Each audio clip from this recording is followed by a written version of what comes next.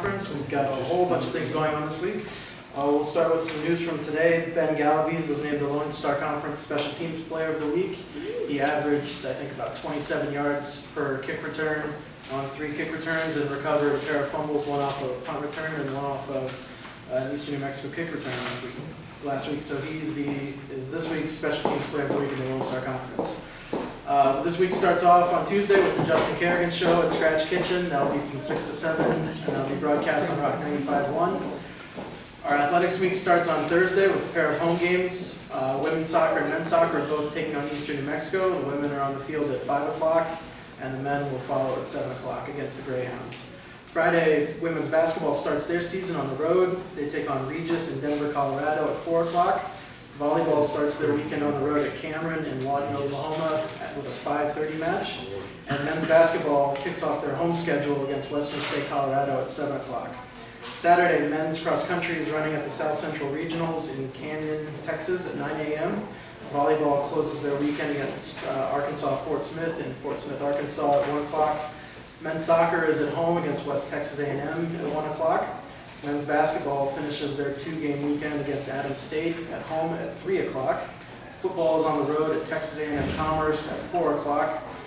And women's basketball is at Colorado Springs. And women's soccer takes on West Texas A&M at home at 7 o'clock. All right, we'll start today with head women's basketball coach Ray Booth.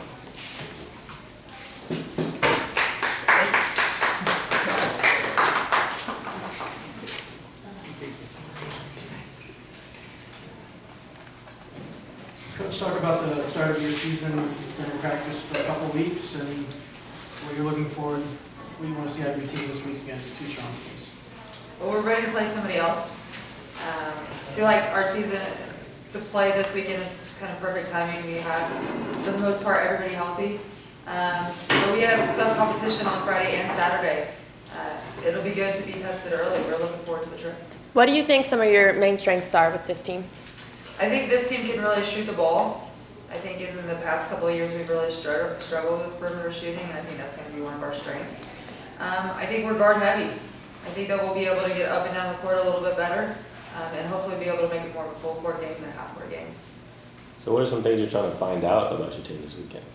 Hopefully how deep we are, and I think Regis is a very good team for the RMAC, so it'll give us a good test to where we really are and what we need to work on for Western New Mexico.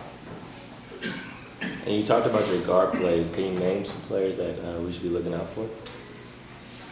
Well, Kayla is our transfer from Abilene Christian. She's a great point guard. She should play 35 minutes a game as long as she's staying out of foul trouble and healthy. But overall, I mean, I think our guard play is athletic, versatile, but we can shoot the ball. And one of our guards is right behind you, Jada Berry. And she's really improved this postseason, especially her ability to score from the outside. Is that something you style your game after? Is it up and down, fast pace? I mean, in your pace press up with your guards? Yes, we would love to play at an up-tempo pace. I think in the years past, depth really hurt us. So hopefully we get to see how deep we are, to where we can sub more and limit our fouls and really continue playing an up-tempo game and not worry about our ability to have great stamina to be able to play that hard throughout the entire game. We'll find out on Friday, but I do think we are a lot deeper, and I think we can score in transition a little bit better as well.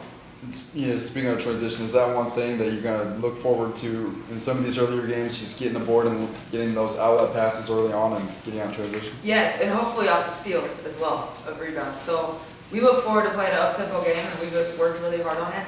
I think stealing the ball will be something that we do a pretty good job of, and then hopefully we continue to improve on our ability to score after that.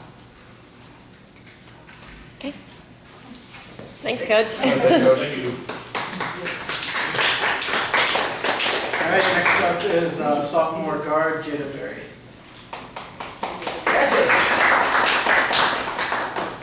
All right, Jada, just start off talking about getting ready for the start of the season. 2 games coming up this week. What do you guys want to see? Well, I think that we've been working really hard. We've been trying to stay healthy with all of our players and making sure that we know our plays and know our spots. And because we had a few players out, we've had to play players like at post positions or guard positions. So just knowing all of the spots and making sure that we are able to execute our plays well is something that we've really been focusing on these last few weeks, getting ready to play these next 2 games. How excited are you to finally get on the court and play another opponent? I'm definitely really excited. I'm also really excited to see how we play together, because I think that our team dynamic and like how we interact with each other has been better than it has been in the past. And so I'm just really excited to see everybody like evolve on the court and work with each other. And you talked about interacting with the teammates. And, there's new teammates here, so how's that been with the team chemistry wise? It's definitely been really good. We have 3 returners, me included, and I think that from the start, from the summer, we just made sure that we wanted to have a really close team and make sure everybody was comfortable with everyone. So we like started group chats and had everybody like talk to each other and reach out and just make sure that they were really comfortable and whatnot. So it's good.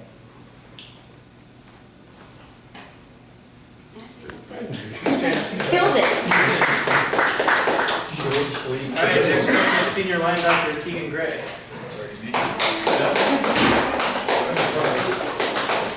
Front and center. So what was it like after the game in the locker room the other day? It was pretty crazy. Something we definitely want to experience more of. So it was a great team win. So Talk about your emotion of being back on the field, because when you left after West Texas, there's obviously some questions whether you were going to be back there. So getting back out there emotionally for yourself and for your teammates. it was an awesome feeling. I'm glad they gave me a chance to practice this past week to prove that I could obviously be back on the field and playing. I just wanted to do whatever I could, whatever was within my power to help the team win. And if that meant getting to play this week, you know, that's what it was. Like I said, it was a great feeling. I'm just glad to be back with everybody. So, What'd your team do differently there in the second half to make that comeback? we played all 3 phases of the game great. Offense showed up, defense showed up, and special teams showed up. We forced turnovers, we scored, we took advantage of every opportunity we were given, and that's something that we've all been waiting to see happen since like the first 2 games, and it's pretty special when it happens. So. How important was this win for the team confidence? It's, you know, we definitely needed a confidence booster. It's been, you know, a long streak. So anyways, it was good to get back on the winning side of things and build a little momentum and hopefully do it again this week. What were some of those halftime adjustments that really started to click for you guys in the second half? Defensively, we didn't adjust anything. It was just keep playing and do your job. And that's what we kept doing, and it worked. So, I mean, it was a triple option team. The only thing you can do against them is do your job, play assignment sound. So we stiffened up, and it showed. Okay. All right, thanks. Thank you. All right, and we'll close out today with head football coach Justin Kerrigan.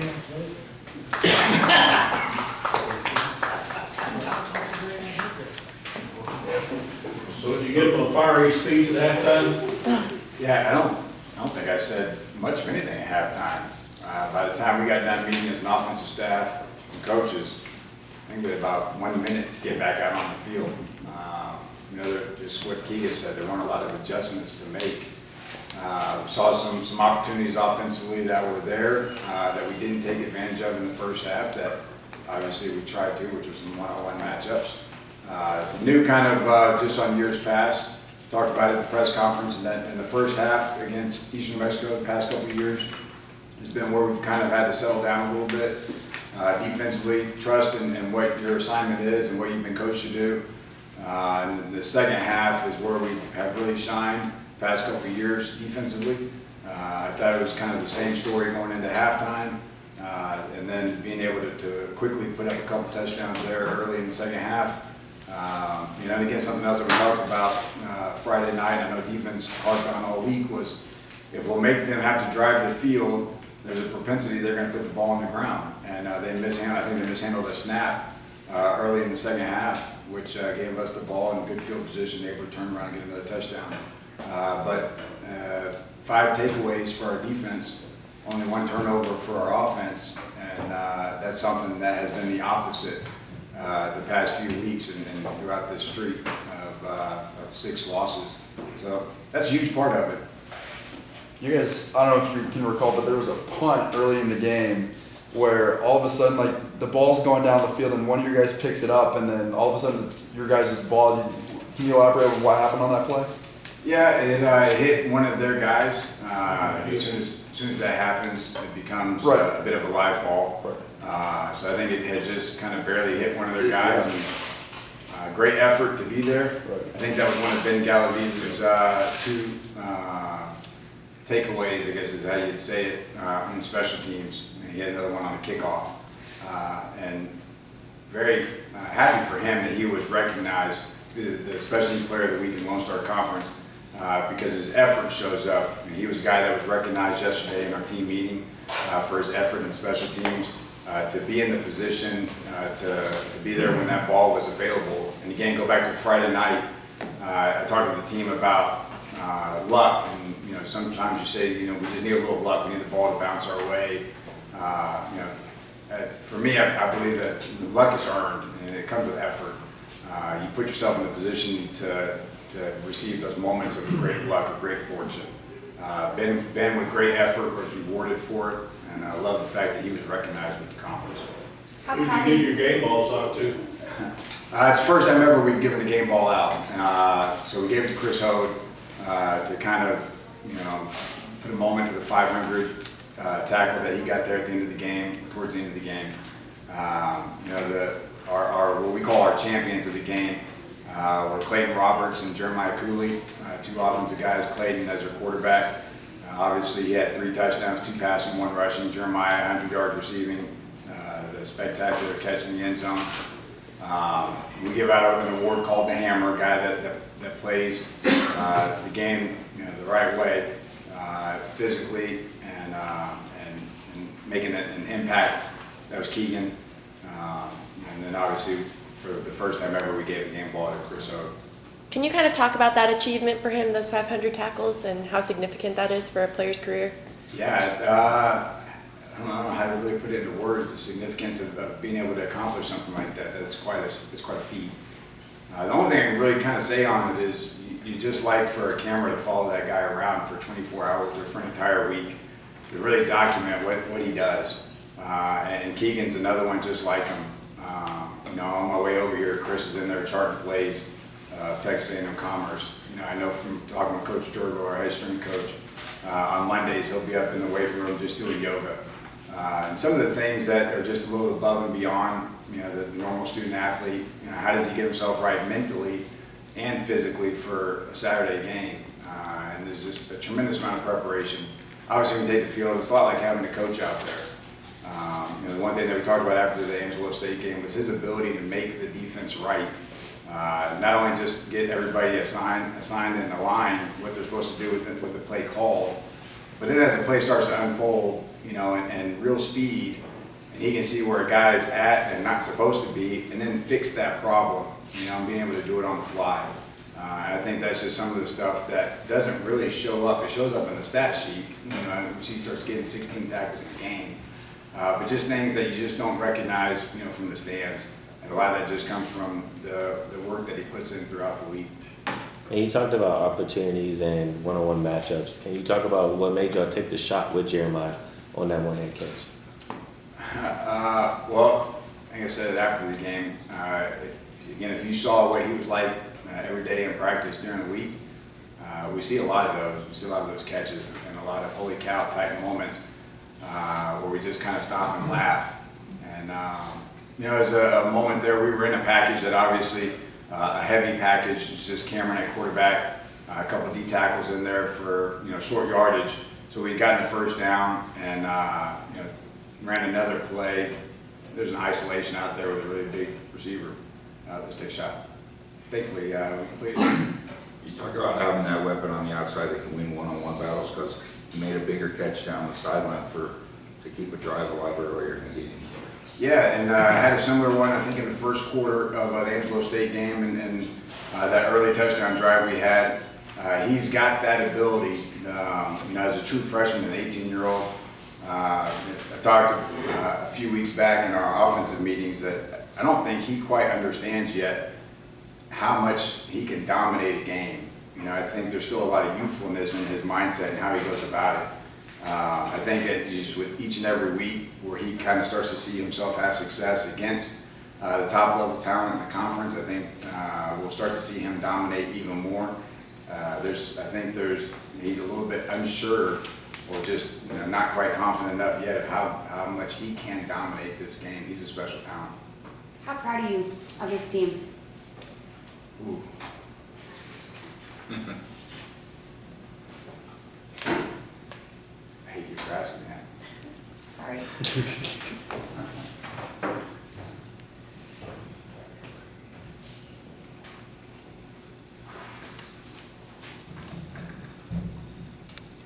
just couldn't be happier for you.